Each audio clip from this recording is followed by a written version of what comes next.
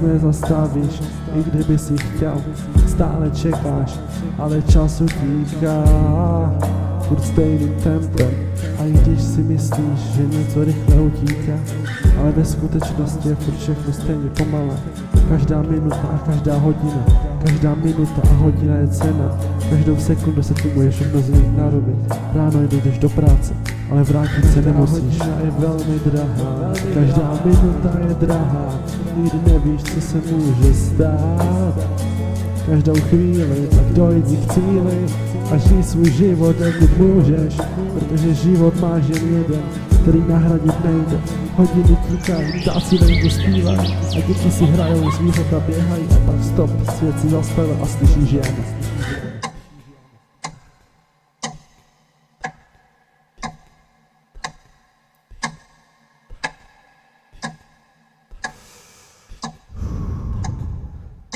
Hledám minuty, hodiny v ciferníku, počítám každou minutu, co mi utekla a modlím se, aby zdraví sloužilo, protože se může změnit během chvilky.